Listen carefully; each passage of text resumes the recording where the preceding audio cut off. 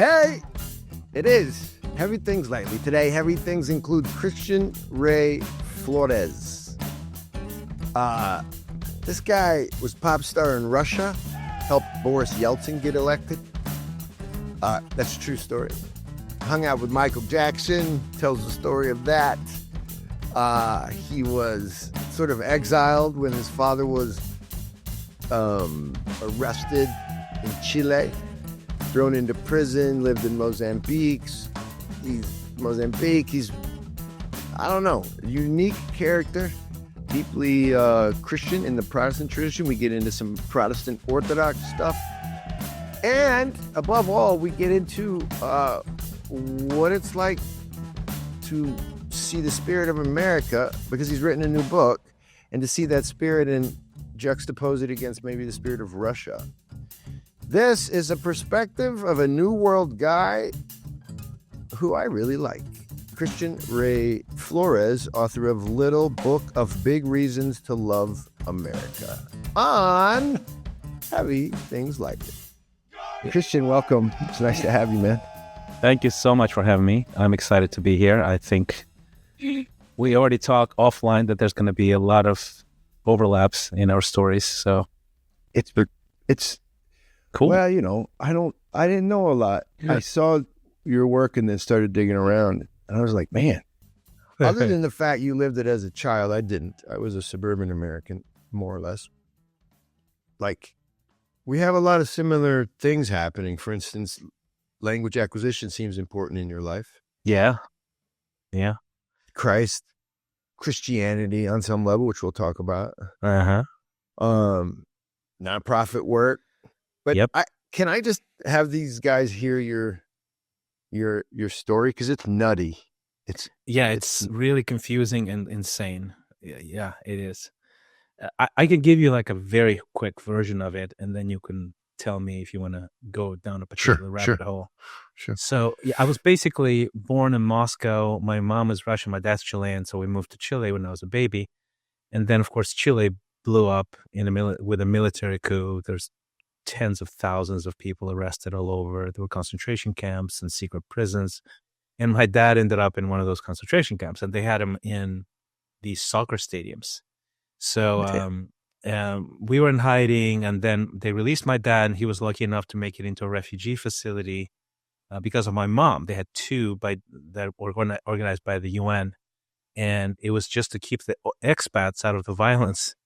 So he was sort of with her, essentially, made it in, and because I was protected from the military coming in. And we ended up just traveling all over because of that. We're sort of kicked out, essentially, got asylum in Munich, in Germany, West Germany. My mom was so shell-shocked, she wanted to go back, so she talked my dad into going back to the Soviet Union, which I think was a big mistake. I was very sick there. We lived in a communal apartment. It was just really horrible. And then my dad gets a job in Mozambique. So this is my now fourth country, third continent by age 7. Seven. Okay. By age 7, yeah. So I'm totally confused, right? And you got brothers and sisters at this point? Yeah, my sister Monica, she's 2 years younger than I am, and we ended up in Africa, and we already spoke Spanish and Russian, and then we added Portuguese. They sent me to this local African school where they still have corporate punishment, by the way, at the time, and the little bamboo sticks, the bamboo stick on the palm of the hand. Yep, yeah, that's what it was. Yeah, you stand in front of the class and you stick out your hand, and they hit you with a bamboo stick. And then they sent me to the year after that. They sent me to an international school, so it was Portuguese for a year and then English right away. So 4 languages by age 9, basically. Wow.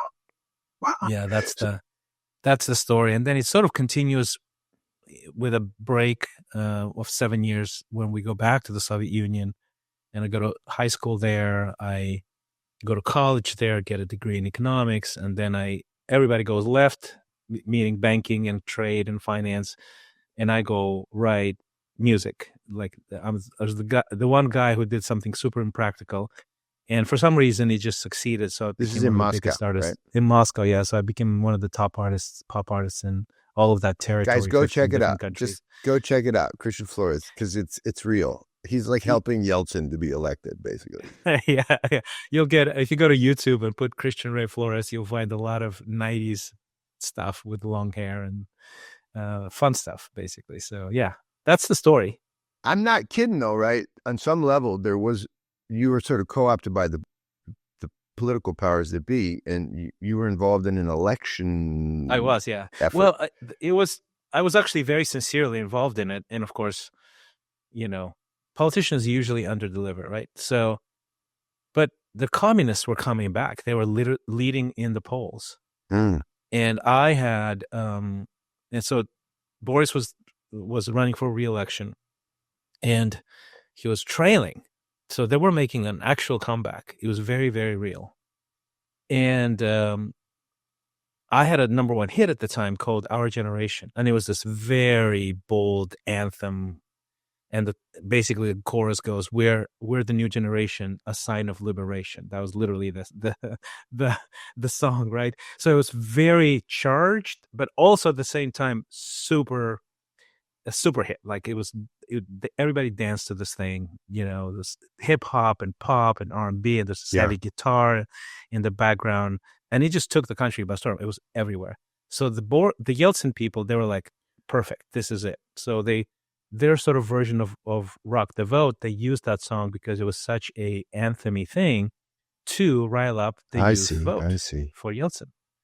And I was not the only one doing that. There was a bunch of us, but that song, because of the theme of it and because of the timing of it and because how it was so big, it sort of made it into a bunch of ads and promos and stuff like that. But we campaigned. I mean, I was on TV, on radio. I went on tours for him all over the country. Now that you look back, because, here we are, we're a little older. I was not a pop star. But does your spirit, is it a warm remembrance, or is it more difficult? Have you come to love that moment, or is it not important to you now, or how do you look at that? It was both. For me, I did it because I believed in it. I was 100% all in, and it was actually very risky because we knew that if the communists won, losing our job would be the best case scenario, right? And we did not we honestly did not want communism back. I mean, we were fighting. We were fighting. So I have no regrets whatsoever from that. I mean, the disappointment, obviously, that after that guy who beat back the communists and sort of ushered democracy and all its chaos and glorious chaos, he's the one who actually handpicked Vladimir Putin to succeed him. Yeah. That was a letdown, yeah. And at the time we didn't know if Putin's going to be an authoritarian person, and he wasn't actually in the beginning. But then he definitely gradually became that person that we see now. Yeah, do you think that's because you're right, he was actually in conversations to move close to NATO, to actually kind of get involved with the West. Mm-hmm. Do you think it's a lot of people say this, and and you have a really cool ability to know because you're both an insider and an outsider. So do you think the Russians will always gravitate towards sort of that type of leadership? Because that's what the history tells us. Do you think that? Yes, absolutely. Yeah, it's not a fluke. People think it's a fluke. People think it's an evil person or a group of people. It's not. It's a cultural trend. It's a cultural bent. Yeah, it's a cultural bent. I mean, think about it. I was lucky enough to start a music career literally in 93, literally right after the whole thing collapsed, right? Yeah. It was absolute free market.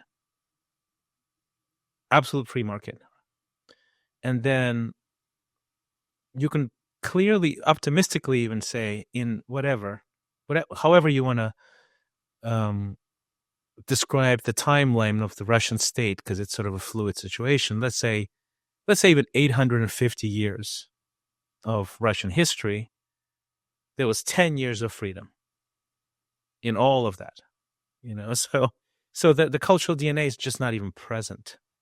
Yeah. Oh, and that's part of the reason why I wrote my book, is that I see such a distinct culture in the United States that is on a cultural DNA level, right? The collective consciousness that is so different. And Let's get into those in Russia, differences. it's just a different setup. Yeah. Let's get into them a little bit in just 1 second. Because your book, it's a little book of big reasons to love America.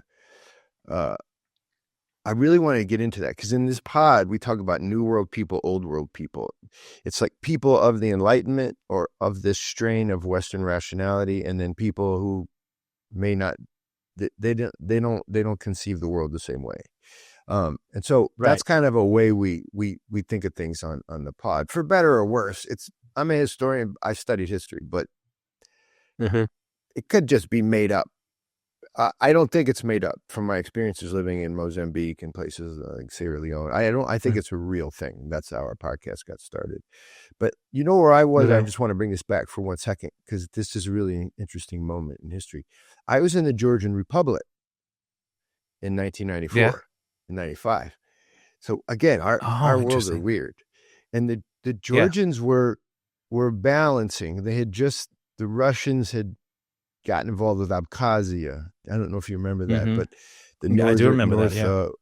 The northwest part of Georgia was sort of being peeled away. It wasn't just Russians. The Abkhaz have their own language, but anyway. And I was watching the Georgians do what you were describing, which is like, who's going to actually speak for us now? It's pretty dangerous. It was no running water, no electricity. I know Russia was better off, right? You guys had some more infrastructure than that. In the capital, yeah. I mean, but during the whole collapse, this is 91, 92, there were major cities that were days away from famine. Like there was no bread. And it is an absolute miracle that the whole thing didn't involve more bloodshed. So after all of this, really speaking Russian, being raised there on some level, then becoming a pop star, you're open to Western-minded things anyway. Don't you come to the States then? Is that what happens? I did, yeah. I did later. I had no intention to do, but I ended up marrying an American. She actually went to Russia, left everything. We had our 3 daughters there. And she just got really sick with the climate, so we couldn't stay. I see. And so we moved, and basically I started over. I mean, no one knows or cares who I am here in the States, so it was an interesting experience. But here's the thing. You do. Thank you, John. I do. I find your book fascinating. Let's get into it real quick. So there is a spirit in America, and in part. Well, you tell us, is it because of entrepreneurialism and individualism? Is it those kind of twin ideas of freedom that turned you on?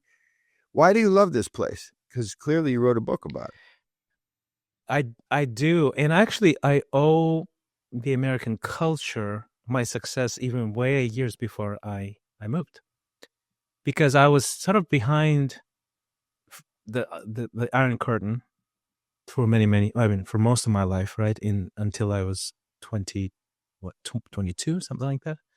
So imagine you're in Mozambique in the 70s, right? This is my formative years. It's one of the poorest countries, like 60, 70, maybe 80% at the time. I'm not sure because there's no data actually from those years. People live under $2 a day, which is the official designation of extreme poverty by the World Bank, I think. Or the World Health Organization, either or. We have a semi-good life because we're expats, but we're like sort of secular missionaries, right? There's commune. These communist Chileans who were exiled from Chile, like 150 families were imported into Mozambique to run all kinds of things, hospitals, mines. My dad was an engineer. That was the connection. That was the connection. They had a Communist Party connection of some sort. And when the Frelimo Party came to power, Samora Machel, they, in classic Marxist form, said, okay, all of the oppressors out of here, right? Or they either expelled them or they sort of or they just, took their stuff, right? So they have nothing to do there anyway. And of course, everybody who knows how to do anything leaves, right? Most people. So the whole thing stops. So, very Marxist of them. They don't think of economic progress at all, right? They think about this ideal. Yeah, and, ideologues. And how many people die, it's inconsequential. So my dad comes in. He's one of the first ones, actually, in that little river, 150 families. And, we have a decent house that was nationalized from Maputo in the south. In Maputo, yeah. And so we have a better life than we had in the Soviet Union. In the Soviet Union, we're in a communal apartment, basically. So he has a car. We have a little, townhome, like a duplex situation, but everything is it's very strange because for me as a kid, it was like paradise because I do not care about anything. I just want to be in the beach. I want to be with my friends. Yeah. The weather's warm. I'm not dying anymore. I spent like years in hospitals in Russia before I almost died. There's tropical fruit everywhere, but there's scarcity. There's ration cards for bread, for rice, for a bunch of other things. We had to actually go to another city to get bread, literally, to Matola. And it was this gray bread for some reason, just awful. I still remember it very well.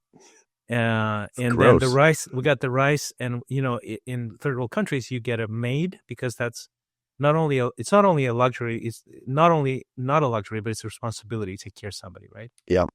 So you have a maid, and the maid basically gets the rice with ration cards, and then she has to debug the rice because there's all kinds of bugs in it before she cooks it. So that was basically our reality. And no TV, no nothing. And then we would go. My dad would take me to do anything. He wanted to get me a BMX bike. We'll have to go to another country to get a BMX bike. So we would drive our Land Rover to like Swaziland, right? And then Swaziland, they have Western stuff. So they have albums and they have magazines, and we got the BMX bike. I was just overjoyed, pumped. Right? I was the coolest kid on the block, right? And then, but you get a glimpse. And I remember we stayed at a Holiday Inn, and it was like, I don't know, it's like Vegas for me. It was just an out-of-body experience. Like I've never seen anything like it, right? And then we get a TV set. Like 3 years in, Dad builds this little tower on top of our house to get Swazi and South African television. And it's still 70s now. Probably still 70s, yeah. And we start doing pretty good then. Yeah, you're doing pretty good. Yeah. I'm watching like Bad Reception.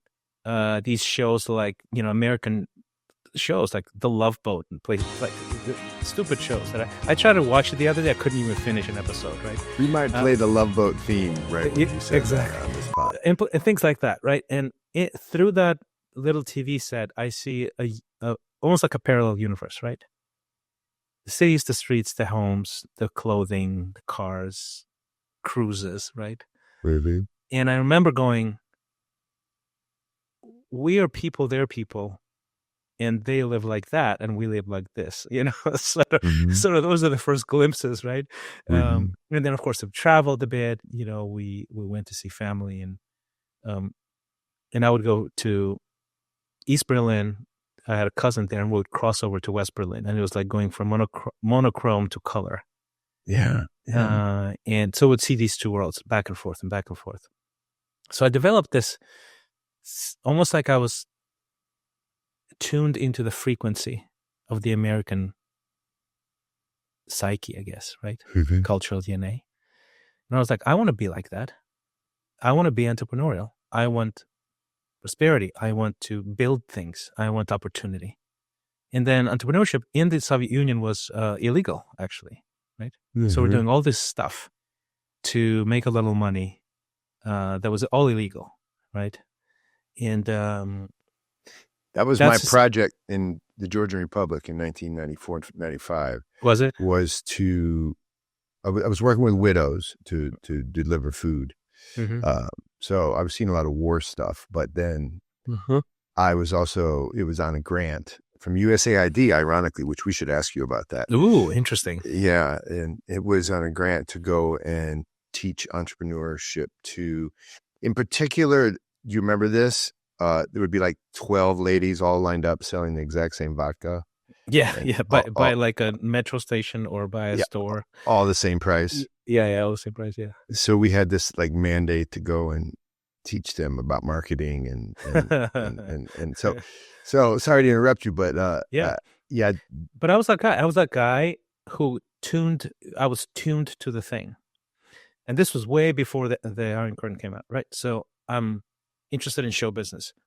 So, but I'm interested in, I could tell you which the artist that I like, who wrote the songs, where they recorded, what label they were signed to, how much money they got, who produced it, who mixed it. wow, I was interested in the this was your thing. under the hood stuff, right? So when I started my music career, I treated it as a business. Like it was an image, it was a name, it was a style, it was a sound, there was a target audience, all of these things. Now, and this is not normal for Russia at the time. Okay, the level of excellence, the choreography, it was just impeccable. It really was, Yeah. and that's why I got very successful very quickly. By the end of the year, I had like 3 labels bidding to sign me, right? But it was because Where had you learned that? Because you'd kind of not really lived in Western. I just soaked it in from the ether. I would read books. Yeah, I would you were. get tapes, Yeah. pirated VHS tapes. I would get biographies. I would find them in the black market somewhere or buy them in West Berlin. I would just, anything I can get my hands on, I would just soak it in. And so that spirit, it made you happy. Yeah. Even in Russia, you sensed that there was a spirit to it all. And then somehow when you got to America, it continued, or did you, you fell even more in love? I did. I was I was telling someone in Russia the other day about the sort of the business environment, right?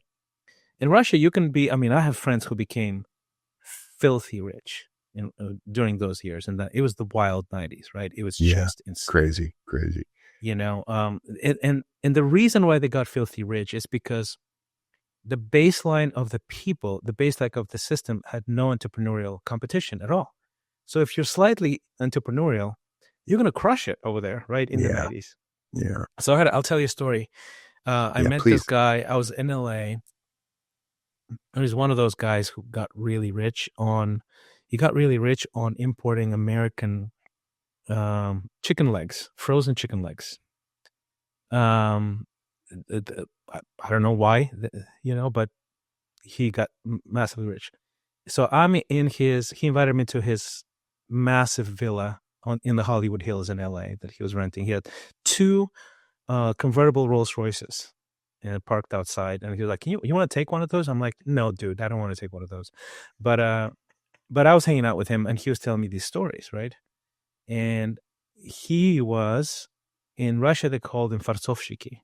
He was one of the guys who would sell like military hats and belts and vodka to tourists by a hotel, for dollars, or exchange them for blue jeans or a pair of sneakers, so like caviar. So they would harass tourists. That was him. And I hang out with people like that as well. Like I knew who those people were. And those people, that was illegal, obviously, to do. You couldn't even handle foreign policy, currency. So one day they throw him they grab him, they put him in jail. And every international hotel had actually jail in the basement for the prostitutes and for those guys, right? For the money changers, essentially. Wow. Yeah. In the basement, they had a little quarters for that. So he's in the jail and in the basement there. And there's a prostitute there, and the police guy wants to rape the prostitute, so he gets involved, and the police guy just beats him up for getting involved and interfering with his plans. And he goes several years, maybe 2-3 years after that. It was not that long at all, because it was just at the breaking point where the whole thing was falling apart. That police guy was a doorman at a hotel that this guy owned. He owned the hotel. That's how fast fortunes were made. That's crazy. Okay. That's crazy. Yeah. And he'll tell me story. I mean, I know several people like that personally. And he goes, we had a cash room. And we're like, what do you mean? What's a cash room? He goes, it's a room full of cash, like full of cash from floor to ceiling, where the crew, his whatever executive group, would just come in and grab a pile of whatever, put them in the pocket and go party or something, you know? First things, guys, 2 Art of Tamadas coming up. One to be held in Greenville at the restaurant in beautiful Greenville. You're like, beautiful Greenville? It's cool, trust me. And our other, of course, down in Isle Morada in the Keys. Both of those are coming up. If you just want to go to them and you want to get first on the list, write to me, John Heers at firstthings.org, and say Art of Tamada. Likely going to be October and November of this year. Got music, we got events, hiking in Greenville. We've got I've got a really cool idea for a concert down in Florida. We've got boating, but most of all, we got the art of the tamada, being together, learning how to run a Georgian table. Back to the show. That's how it was. And so when you see Putin moving away 10 years later, let's call it, where are you 10 years later? Are you, let's go Yeltsin, 90. So by 2000, are you in the States yet? No, not yet. No, I'm still there. By now, I'm still in my career. I actually started doing ministry work because I became a Christian in the middle there. Like 95, December 95, the day before Christmas, I got baptized. Okay, we got to talk about that. But I'm already sort of phasing out of, I'm phasing out of show business, doing more ministry in philanthropy. We're working with orphans, like massive events for orphans. And then we moved to the States in 2004. 2004.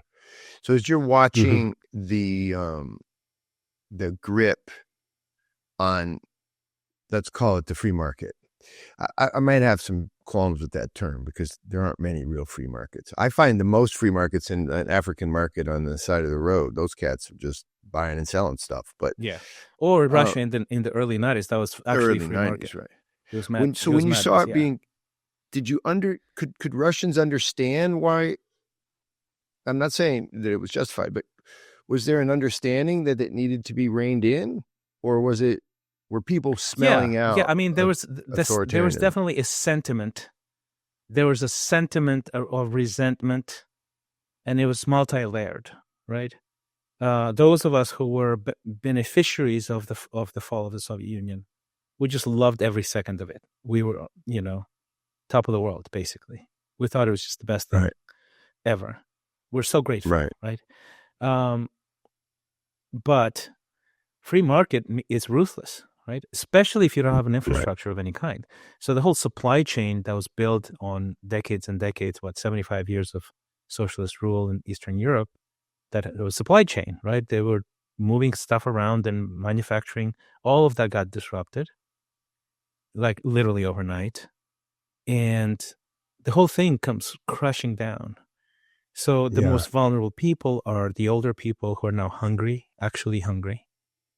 Sort of the lower class. I mean, there is no middle class in the first place. Let's put it that way. Everybody's lower class. They're struggling to figure out how to even navigate that. Those of us who flew high were just at the right place at the right time. We're young enough. We're educated enough. We have exposure. We know what to do. Right. But everybody else, literally everybody else, I mean, I'm saying 95% of the country is depressed. So there's an economic depression, but also there's the humiliation of the fall of a great empire, because for 75 years, the identity of Russians through propaganda was, we are a great nation, because the culture is collectivistic. The culture is about the collective. They honor the glory of the motherland is the thing. Yep. Your honor, your glory, your flourishing does not matter whatsoever. You're expendable as an individual. So when 250 million people believe that as a cultural baseline, that's a problem when the empire falls. For sure. Especially when it falls And Yeah, it's invited into this individualism of the West. Yeah. Wow. It's like a precisely. Yeah. shock. So there's a lot of Yeah. resentment. There's a lot of resentment. So there is a sentiment of bring back the leader with a strong hand who can put an end to the party at the very, very top and deal with the oligarchs and make us great Yeah. again. Yeah. Sort of that kind of thing. My guys, the folks who like our little podcast, which I'm proud of, they'll be interested in all that you just said about Russia. There's a lot of Russia love among the Orthodox Americans, Orthodox Christian Americans, because something about Russia is good at maintaining something like an honor and a reverence for tradition. As you know, you were there. And there's something about the American experiment right now that is not providing enough of that. And there's a swarm of converts coming in. I don't know if you know that about American Christian Orthodoxy. Not much, actually. Yeah, there's I think I've met like one American Orthodox priest like years ago who was a friend of a friend, but otherwise, no, I don't know anything. No, the churches are filling up. And so let's talk about your ministry then. During that early period, you didn't count yourself a Christian. You weren't confessing anything. And then no, I was what happened? I was brought up by a couple of Marxists. Okay, yeah, like literally that's a good point. No one I knew, not one person I knew until I was maybe 18, 19, believed in God. Not one person. Wow. Yeah, it was a complete vacuum, right? And I started getting interested in spirituality through Eastern philosophy and New Age. Originally, I met this guy in university, and he was a theosophist.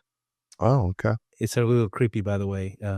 Philosophy, you look it up. It's but he's a theosophist. I'm like, do you know that there's a spirit world and this and that? I'm like, no, I don't. And he gave me some stuff to read, and I'm like, man, this is awesome. So I got into New Age for a few years. But I think it was really more of an intellectual thing than anything else, and it just didn't change my life in any significant way. I see. So my character, the flaws in my character, they stayed. And obviously not fixed, not redeemed, not shaped by a godly example or the example of Jesus Christ. So when I became very successful very fast, those cracks start showing up real fast. I see.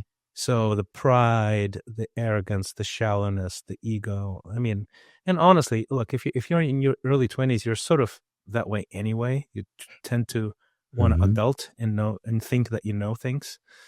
But on top of that, if you're the musical idol of millions of teenage girls, in 15 different countries, that adds another layer of temptation there, right? Wow. But basically I had all kinds of, I was messed up. I'm still messed up, but I was more messed up back then in all kinds of ways, right?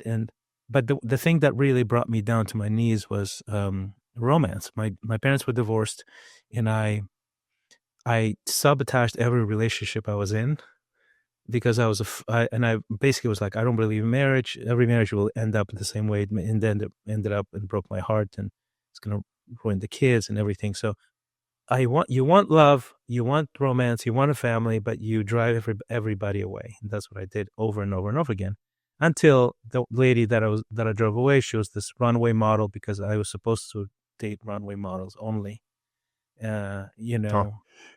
Poor you. I was a walking cliche, right? So you really kind of are. This is one of my favorite interviews ever. I love it. Yeah, like a total walking. I mean, I don't hide it because I wanted people to know that this is how you can lose your mind, right? It's like, and your soul. Yeah, and your soul. Like you start dating a girl because you go, yeah, I think we're going to look good together in these glossy magazines, that cover, the paparazzi stuff. And so she got pregnant. We had a baby, but I was already acting up, and I was just driving her away. So she left, and she cut me off completely, like off the radar. And that brought me to my knees. I was clinically depressed, and that's how I became a Christian. Somebody invited me to a church, and I was so depressed And I literally had that number one hit at the time. Our generation was blasting from every corner.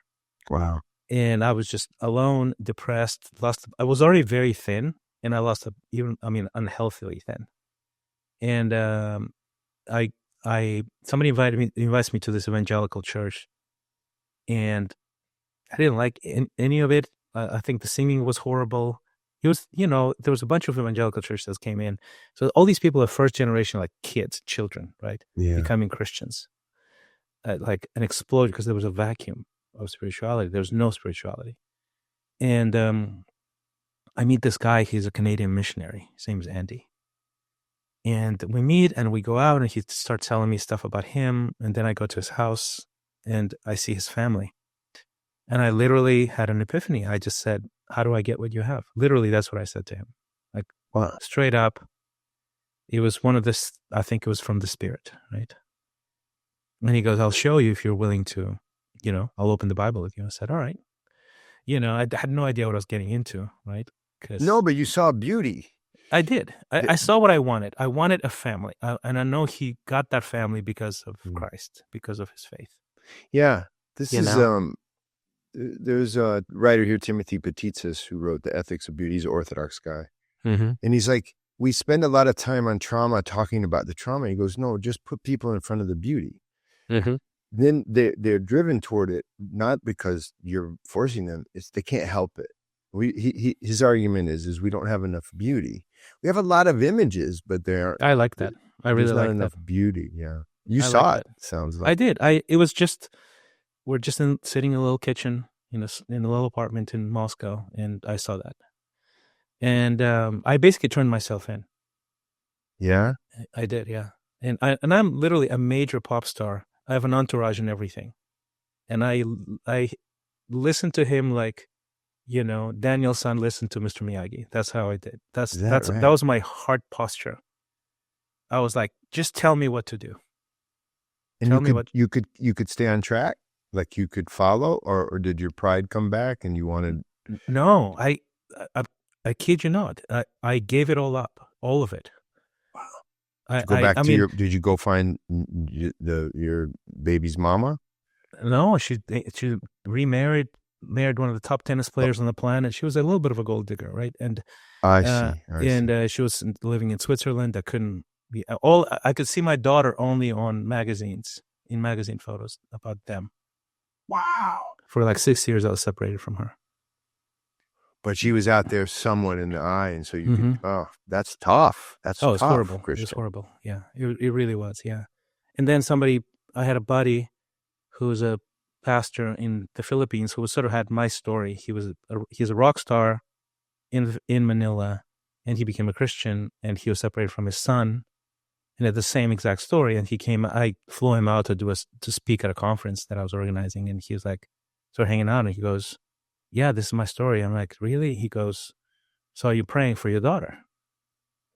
And I'm like, no one's ever asked me that, but no, because it's too painful to pray. And he goes, no. Can I challenge you to pray for your daughter every day? Yeah, and good I friend. said, sure. Yeah, and she challenged me. And 4 years later, I had her back? Yeah. And we can't see, right? We can't. No. We only see. Absolute miracle. Yeah. Absolute miracle. Yeah. That's gorgeous. So I know my guys are going to want to hear this, and I know you. I want you to let you talk, but I want to ask you this because I can't. I don't want to go too much further without asking. So for us Orthodox, so there are all these converts that listen to this, but also there's just converts right now in America. They're trying to fill up a spiritual space that's kind of empty, and that's sort of a question too for you about that Protestant America or Christian America. Yeah. But just real quick. The emptiness in Russia in the 90s, where people were rushing back in to fill their lives.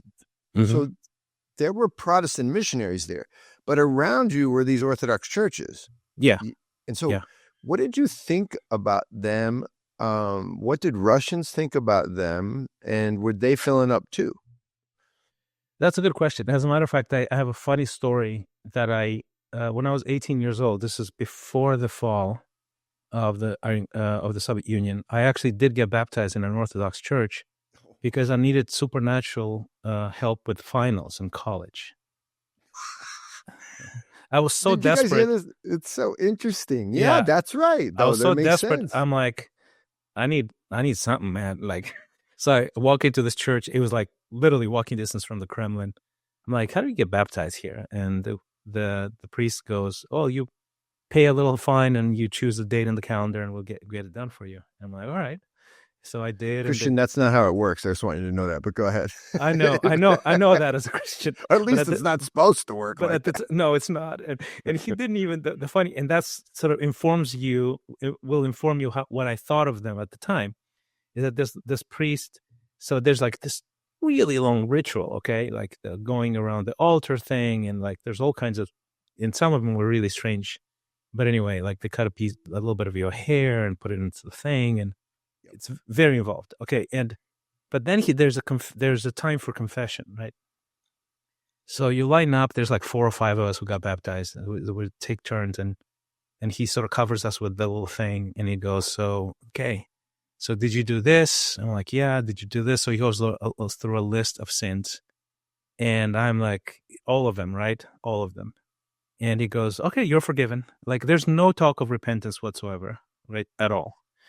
He just Well, can I say you're sitting there though? That is your act is no. I'm clear. I can promise you, I'm talking to him and I'm smiling a little bit in defiance. I am not repentant in any way, shape, or form. He's not. He does not care. He's just going through the motions. So do you know the theology on that real quick? No, tell me. Let me just say it like this, first of all, because he's doing it wrong. You've got you far too close to the holy things too fast. That's one reason why you're smiling. I agree. That's why you're laughing. But should you have been brought in like, a little bit more seriously, let's put it like this. And this is one of the things in orthodoxy during communism that, everything was ripped out of it. All the traditions were ripped out. It wasn't like they gave them up willingly. They were ripped out by the communists, as you know. I do. But anyway, if you go to a place where they're doing it right, the theology is it's not that he's forgiving you or that he's got to get the right answer from you. It's like if I'm the priest, I don't have to see repentance in you. What you have to do is stand before the priest as a witness before God. And so it's like a way to compress all the important things into one moment so that you might begin on all those things, not end. It's not the end. Yeah, that makes sense. It's not like over now, although it is in the sense that you are forgiven because God is like that. It's that you had to stand in the moment. You know what I mean? Like you had to go on stage for a second and be present. I understand that part. Yeah, I do. Yeah. Then you go about. Now I do. At the time, healing. I didn't. Right. Obviously. Right. But also, I don't think that guy was the real deal. Oh, well, believe me, probably KGB or something. Let's put it that way. And of course, walking distance from the Kremlin, wink, wink, right? I mean, they had all kinds of KGB agents implanted in the priesthood. I know. After they killed a whole bunch of them and blew up the churches and all of that stuff. Right? Yeah, I know all of that. Yeah. So that's basically what I thought. I just felt that my impression, and obviously with maturity, that changes. You grow to respect all the streams, right? But at the time, you're cocky, somebody taught you this is how it's done, and sure. That's how you roll. But the Bible was feeding you. The idea of reading the Bible was feeding you. Yes. Yeah. Oh, and it changed that was not a conversion. Clearly there was nothing. It was just, I was just trying to get, like, it was superstition. That's what it was on my end. But when I became a Christian, the Bible was presented to me in such a serious way and with an expectation of obedience if I want to go on that way. Right. And I was living a very different lifestyle, let's put it that way, right? So especially when it comes to sex, it was a complicated conversation about that. Well, it was probably your habitude, right? That's just what you were doing. That's just. Oh, I did. I mean, I was sexually active for a decade by then. And like, no one had ever told me that there's any moral, even opinion about that. Yeah, that's crazy, Christian. Yeah, I quite literally, this was like, yeah, this is what you do, right? As a grown-up. could you feel?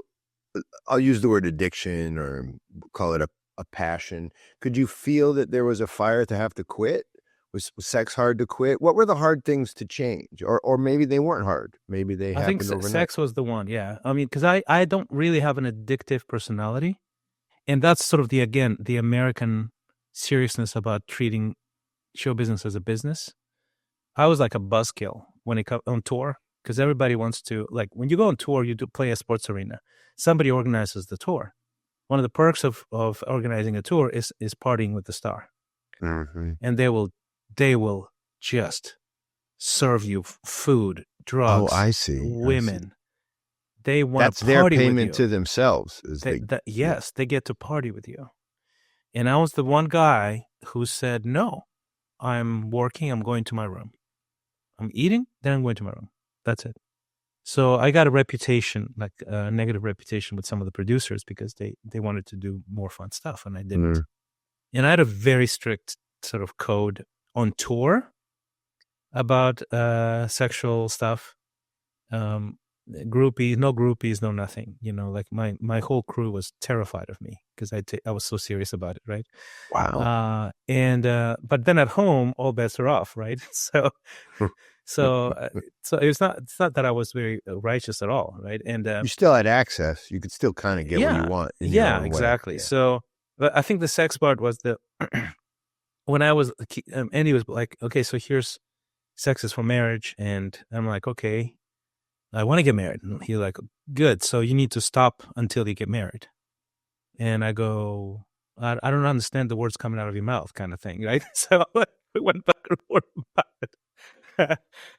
He's like, what do you mean? He goes, yeah, this is what I mean. Do you want to follow the Bible? Yeah. Okay, here's what it says. Okay. That's what it is. This is what it is. And I go, okay, is there like there's got to be some sort of consideration for your professional sort of, you know? And he was like, yeah, there's no clause, you know, for that, for pop stars in the Bible. That's not. Let me see. No, that's not in there. Yeah, it's like, and he's like, so what do you think? And I'm like my brain's exploding, right? And I'm going, okay, I guess, you know, because you didn't want one thing to derail you. No, there was something. No, I wanted what he had. I wanted I want it all. I want that life. I want the way. I want to follow Jesus. I want to obey him in everything. And I'm like, hey, well, if he asks me to obey in this, it sucks. I don't know how to do that, and you know, but I will. And I did. Interesting. I made love to my wife on my wedding night 4 years later. First time. Didn't touch a woman until that moment. Okay, here's a question. You're not really doing that by yourself, let's just be honest. You don't just suddenly with the community and obviously the spiritual strength you got from being saved. I don't really use that language, but I get it. We're all on the same page. It's something through the Holy Spirit, yeah. The Holy Spirit allows you to. Were you becoming aware of that? Like, in other words, in the Eastern, in the Orthodox tradition, what we'd say is you were being pious. You were participating in the sacraments in a way that was giving you strength. Yes. Did you feel something like that happening to you? Yeah, I did. I felt full. I felt joyful. Despite losing those privileges of the past. I did. Yeah. Yeah, I was undeterred. And so, and your wife was thankful you were undeterred. Yeah, she was. Because I have one of those too, who I love for 28 years. And but these things always are with it. We have to struggle. Yeah. That's how it works. Oh, it's hard. I mean, it's not easy. Yeah. So, I mean, being in community is what definitely helped, you know, being with other people who are not kidding around. They're taking it very seriously. Yes. You know? Oh, yeah. Big time. So then in the States now, you came in, I know that you were working, you worked with a nonprofit, you directed a nonprofit, Hope Worldwide. So, I did for a while. Yeah. That was my first job when I came stateside. I was a director for Latin America and had a national project as well. Mm-hmm. what's the ember that burns in there to try to do this humanitarian work that you and I have sort of in common? Well, I think a lot in common. It was very interesting. I mean, later my observation was, gosh, those Marxists, they talk about the love of humanity so much, but I never saw them actually serving humans. Amen, man. Like it was like it was in retrospect, right? I'm like, all these people that I grew up around, they were very idealistic, very zealous, and talked about justice, and like that actually made me into, I accepted mission work, the sacrifice of giving up financial benefits for this to serve the poor, to preach the gospel. I got that quality from my mom and dad, because they always told me, you live for something bigger than yourself. Yeah. And I'm super grateful. But we were living in the poorest country in the world, and I never saw them go into the slums, ever. Not once. Yeah. So we never went. And only later did I realize, wait a minute, and then when I was in Moscow, I became a Christian, and I met this other guy who was also a missionary. He was American in that same church. And his name's Sean. And he was the national director for Hope Worldwide in Russia. And he and I became like BFFs. He was my mentor. He's, older by maybe 2-3 years or something like that. But he was been a Christian for like a decade, maybe by then, something like that, and he would go, he said, hey, let's go to an orphanage. And I was like, all right, sure. And we went to an orphanage, and it was the first time that I went intentionally to be and sit with the people in pain and need. And I hang out with these kids, and I'm asking them all kinds of questions. Hey, what happened, And this one girl just stuck with me. I'm tearing up, right? I love it, though. I've been there many times. I go, where's your mom? And she says, she's dead. And I said, I'm like, where's your dad? And she goes, well, he's in prison because he killed my mom.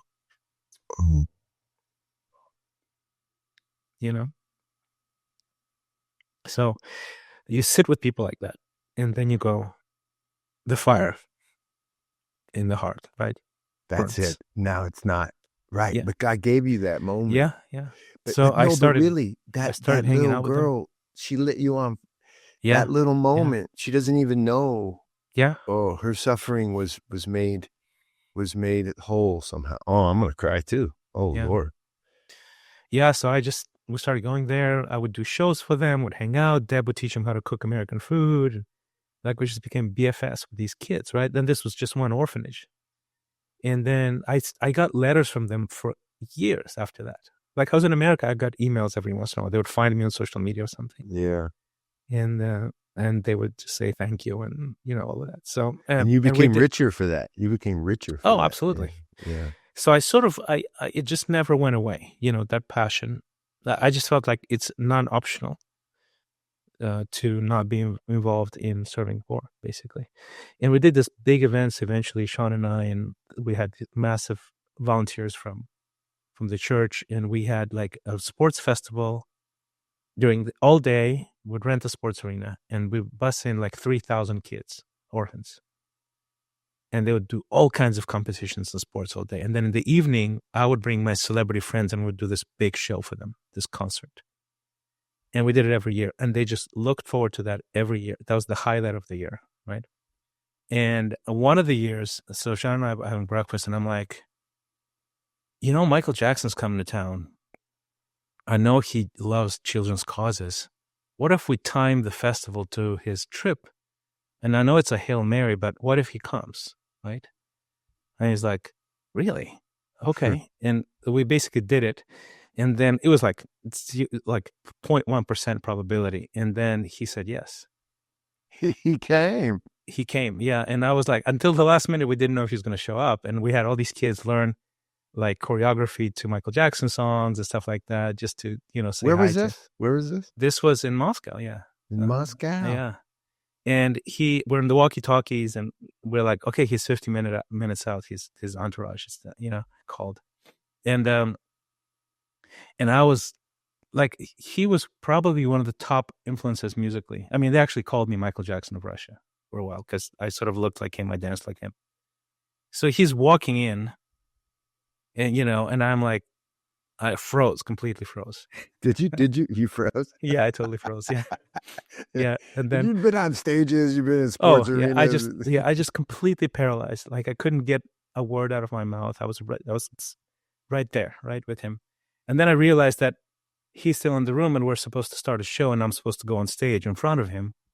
And I just completely lost my mind, and I'm like, this is not cool. I'm like, I'm gonna offend him with my lowly art. And he left like I think 15 minutes before I hit the stage, and I was so happy. I was Oh, so happy. seriously? Yeah, I was so happy. I was like, thank you, God. I could not bear, you know, uh, the thought of it, right? And anyway, so that was our little That's a orphan. great story. It's a great story. It really is. Yeah. It's most excellent. So Yeah. this life of yours, in the end, how would you describe the American spirit? I'm torn on this question. Maybe we'll end with something like this, but maybe not. And you can weave your book into this. The American spirit has emboldened you, and Yeah. we talked a little 100%. bit about it as Yeah. freedom, entrepreneurship, but now here we are, 225. How would you say the American spirit is as per what you knew it to be back as you were coming out of Russia and it was new to you? Well, What's happening now in your mind? Well, now it's definitely a turning point. I mean, right after this election specifically. I've been an American citizen. I've voted for, I don't know, 4 or 5 presidents now. So I've been here for a while. And I've always found living here just to be a great privilege, right? And I mean, the book was born because my wife would say, "You're telling me you have all these insights about this nuance and this nuance about the economy, the culture, the infrastructure, the role of government, all of those things, right? Faith, family values, the philanthropic spirit of Americans. It's the most generous people on earth, right? Objectively, and I would point those things to her all the time for years. And she was like, you have to write these things down because there's a lot of America bashing, and maybe people would actually appreciate a fresh perspective from an immigrant. So that's why I wrote the book. But what I observed was very interesting. At first I was like, this is great. And then around like around COVID, maybe a little bit before COVID, I start seeing sort of these sort of cultural Marxism pop up in the sort of in the information sphere. And I remember going, what the heck is going on? I was so upset, and so were basically anyone who grew up in those Marxist countries would see it, would smell it in the air. And to us, it was shocking. It was very upsetting. And what was even more upsetting is that an average American, because they didn't have the context, they didn't live that, they didn't read the stuff. They couldn't see it. They couldn't connect the dots, right? So we were, I was just I remember when the first time it like really sort of peaked from almost like from the fringes or from under the surface, I guess. I was upset. Like I was regularly upset when I would see, I would read an article in Teen Vogue that had whole fragments lifted from Karl Marx. And I would go, this is really evil. Okay. This is not good. So anyway, and then fast forward a few years, this was 2 years ago, I believe, 3 years ago. I'm at this Christian conference, this Christian pastors conference, and that I'm actually one of the co-founders of that whole network. And the top guys, I am their sort of in-house experts on Marxism, right? And so they were like, hey, can we like have a thing, just a separate thing? I'm like, sure. So I went to the guy who runs the whole conference, his house, and there was like senior pastor, media guy, major radio personality, that kind of thing. And they're all there super alarmed, basically. And they were like, Christian, can you tell us more about this thing? We don't even know where this thing is going, right? And I remember, and this is one of my proudest moments, okay? Now, this is my proudest moments 2-3 years later. And at the time I said, guys, I am super concerned. I bet, I feel that the American culture has natural antibodies against this stuff. And I think those antibodies will work. If in any place on earth, if that's going to happen, it's going to be a rejection of this thing. It will be here. I can feel it. And I don't know why I said that, but that's what I said to them, right? Something fairly optimistic. And look, regardless of your political affiliations, this election is that, I believe. No doubt. I believe it's a rejection of the other thing. It's the rejection. It's the antibodies fighting against unhealthy things in the culture. Yeah, I believe that. Well, I think your book is helping to say that. And can I present a little pushback? It's not a pushback. It's really not a pushback. Yeah, even a pushback. Present a pushback. Happy to do pushbacks. It's a pushback in some ways, but it's an extension of the perspective a little further back. See, here's my worry. And again, I'm a convert like you. And so I'm interviewing you. So I'm going to want to hear your story. Just a quick insight is I also had like upside down moments where I was like, oh, that's who I was. This is who I have to become. What? And a lot of that took place in the old world. In other words, places like Russia, but now not communist Russia. Don't get me wrong. Yeah. In societies that look more like 1322, Sierra Leone, Mali, Mozambique, and then speaking local languages and living in mud huts and stuff, and in Georgia. And so what happened is the part of me as an American that I felt America hadn't done well at building was my spiritual awareness, a sense of the transcendent. And so what suddenly was happening with these cats, even though they didn't share my, like Muslims in Mali, they were teaching me something like, yeah, I know it's really important and you got a lot to do and you got to go make your money and everything, but first you need to pray. Okay. And they were maintaining something like a transcendent connection, and they wouldn't break on it. They wouldn't let the business place get in the way, if you know what I'm saying. Yeah. And they weren't even trying to fuse it in some ways. They weren't Marxists, but they weren't also trying to fuse it. The Georgians weren't trying to fuse their orthodoxy and make it acceptable for capitalism. They were more like, that's not what we do. Now, for me, that fed me.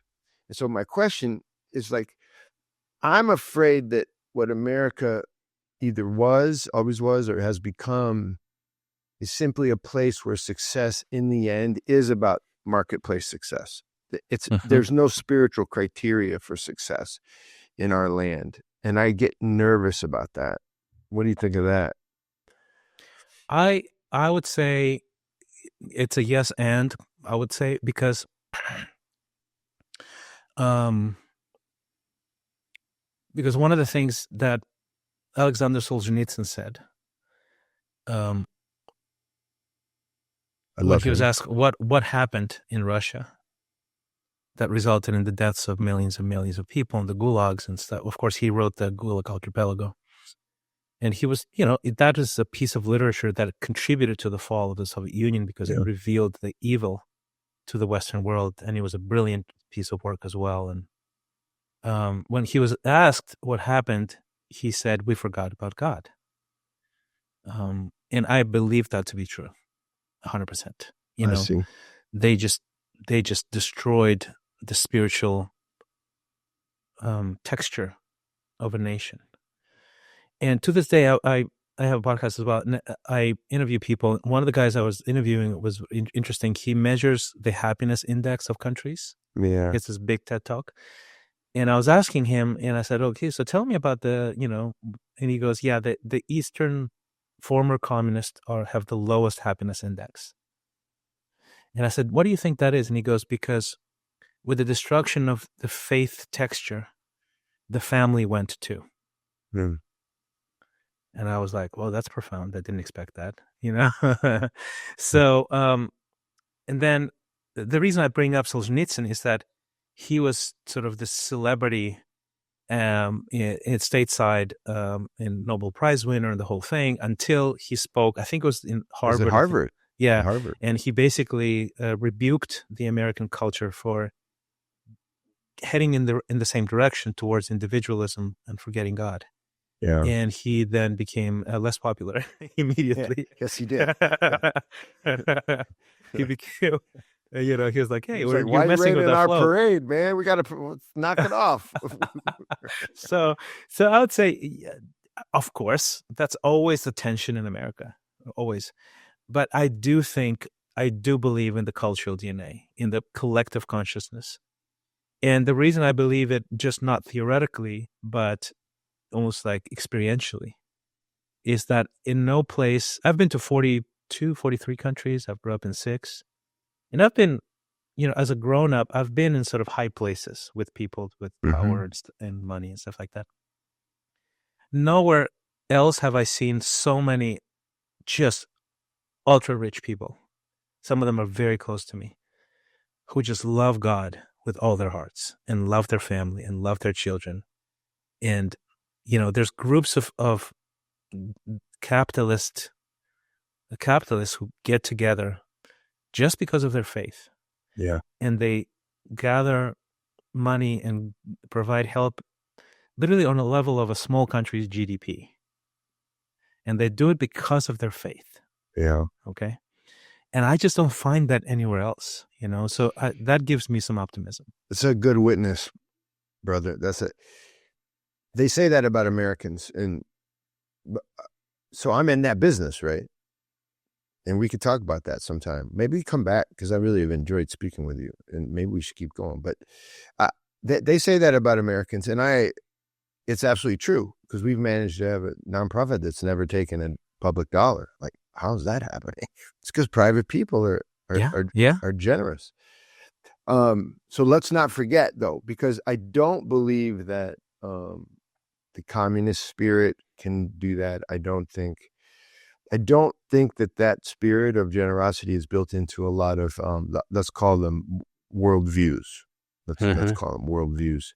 And so I'm always rooting for the American, the underpinning, the Protestant Christian underpinning. But historically, I get nervous because, individualism's a little bit rough, man. It makes for sadnesses. It makes for loneliness. You know what I mean? If we embrace it too hard. But it also does, I would say, I think you even find that an interesting theme, right? The Protestant, specifically the Protestant faith, gave birth to that individualism, right? Yeah, for sure. Because basically Martin Luther, he said, hey, okay, you see that there's a pope, there's all these sort of intermediaries. Some of the stuff that they're asking you to do have nothing to do with the Bible at all. Okay, here's an affordable way to get the Bible into your hands, now into your own language as well. Just check it out, see what it says. And the people go, wait a minute, what the heck, And of course, that basically gave birth to, to the spirit of agency, a cultural transformation, that the individual has agency. The individual has the spirit of God. The individual is a son and daughter of God, that their lives, their destinies are precious. And that gave birth to a culture, right? That was lost. Actually, that was the original culture. If you read about, if you read the Bible, and then the early church, that's what they were. That's how they thought. That's right. The hierarchies were not established until, Constantine came and he starts building some of that stuff, right? The Orthodox would argue with you in the sense that there was a Bishop James right away. But I know the narrative that I think it's a 50-50, but go ahead. And I'm not saying there was no authority. Of course there was authority. Right? Like the Apostle Paul, when he teaches, says, I command in all the churches, right? Of course there's authority. Of course, but that's a different kind of authority than something that becomes an imperial thing. No doubt. That's what I'm talking about. So when church became imperial, and it did in the later centuries, it mimicked a worldview in a population, and of course, because it's a dominant force for centuries, it creates a worldview in the average human being. That's a cultural baseline. That's the collective consciousness, that the individual is nothing. And that was actually quite common most of the world, right? The individual is nothing. The king is everything, or whatever. Right. And I think what the Protestants did and contributed to the collective Christian consciousness is that, no, you're not nothing, actually. And if you look at scripture and how the church was, it was not that. It was not imperial. Right. And I think that's the difference and that's why I believe in when I talk all the time about cultural DNA, is that you might even lose the faith as a social group or as a country, as a nation, but your worldview doesn't change. Let me say, I love, this is beautiful. I don't get, you're an articulate person saved in the tradition of, let's call it Protestant or the Bible, and that I get to hear it. This is great. Because I jumped the shark from like Episcopalian to Orthodox after being sort of nothing for a while. And so it's very good to hear this articulation, and it's also beautiful. And I also think parts of it are true. I would say this real quick. Do you know the Byzantine eagle? You've seen that, the Russians, the two-headed eagle. Yeah. So that imagery is of a lot more than just patriarch and state or church and state. It's also the imagery of the union of mind and body. It's the imagery of God and man. And so what Christians, I think, have always said, and take this, I'm not a theologian, bro. I'm this guy. Neither whatever. am I. So, but we're having fun. But one thing I'll put out there is there is this royal path. There's this balance, and the balance, in Orthodox, you don't say no one is saved alone. It's impossible to be saved alone. You have to be saved in a community. And I think you kind of, I agree with that. You confessed that in some ways earlier when you were talking about your friend. Yeah. Yeah. So I think my criticism of the American way is the American way got conflated with my way. I did it and like, did you though? Like, oh no, I agree with that 100%. I agree with that. Yeah. And I mean, it has its downside. I mean, even in the Protestant sort of river of Christianity, like, it's horrible. That part, there's a dark side to it, right? Churches split over and all over the and time over and over and over again. So this idea of Christian unity is, not existent essentially, right? Which is tough. It really is. Yeah, there's a massive amounts of downsides. What I'm saying is that there are byproducts even. It's not maybe it's not even intended to be that. I don't know, right? But the byproduct of me having agency and me being able to shape my future and wanting to do that, and it's in my bones. That's in my. It created so much prosperity and innovation and technology. That's what it comes from. And no doubt. 100%. No doubt. Yeah. No and doubt. even and the funny thing is that when people in Europe, they're super secular, I'm like, yeah, right. You guys have complete Christian DNA. You just sort of removed God from it, but that's exactly how you think.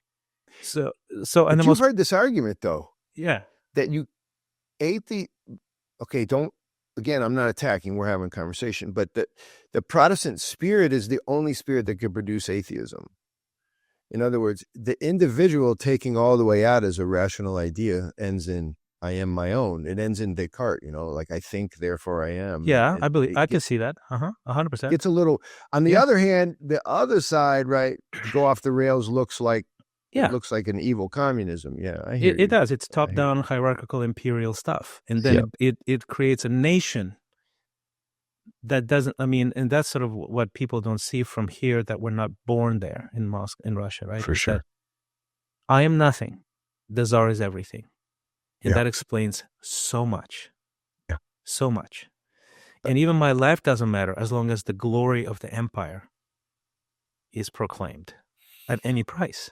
But if you could replace even my life doesn't matter, only the glory of God, that's the martyrdom, that's the DNA of a Christian. So. Only in Russia that's not it. Well, you know better than me. That is not it. It's the empire. It's not God. Yeah. And now they're just basically what they did is they sort of reinvented it. It's like jujitsu, right? It's like, okay, let's bring that the imperial, or archbishop, the church and the state. Let's bring that, and bring the moral fabric as a national identity thing. Yeah.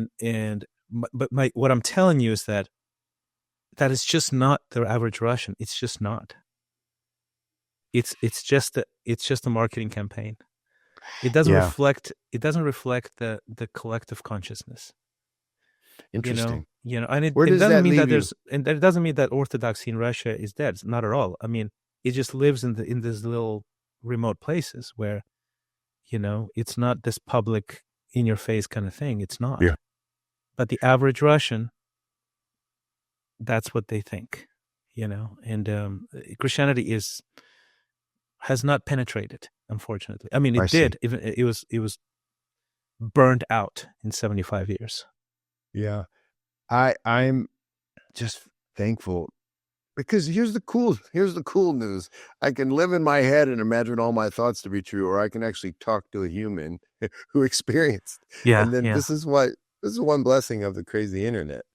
I love that you came on here. I hope that it was a good chat. Yeah, it was definitely very niche, very unusual, and I'm happy. Look, this is stuff that I care about, so absolutely. Yeah, well, I read about it. I said, this guy, I know this guy. We can have a regular old talk, but please do. We'll include the links.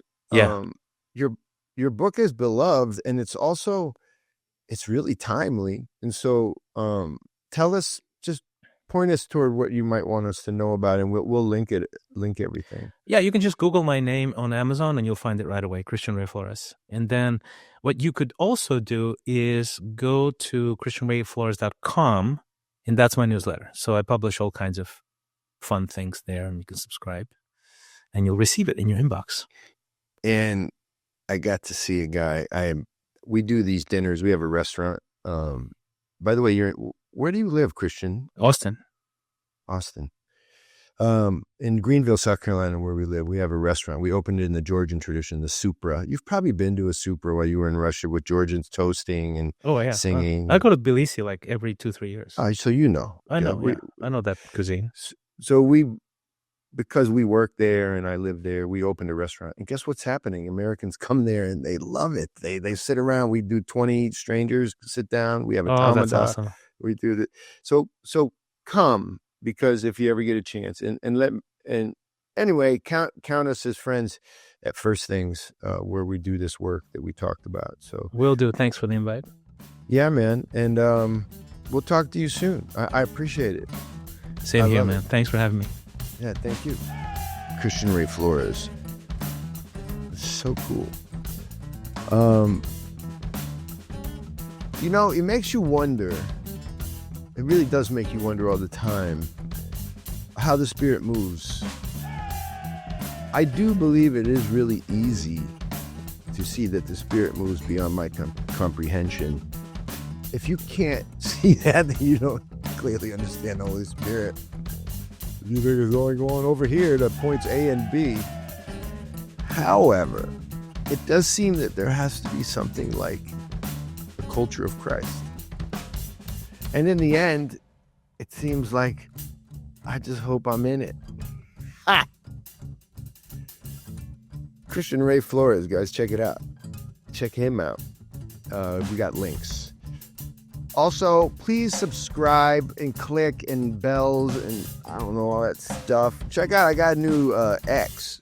I don't know why I did that, because my friend Rich told me to. And I started to do stuff, and it's obnoxious. And I don't really know how to do it. Check us out on all those platforms. Come to the restaurant. Who loves you? There's so much more to say, but mostly it's just a day-to-day thing now. You never even know how life's going to go. God is good. Nachfam dis, Gagi Marjos, au revoir, jusqu'à la prochaine fois. Two shades les bas.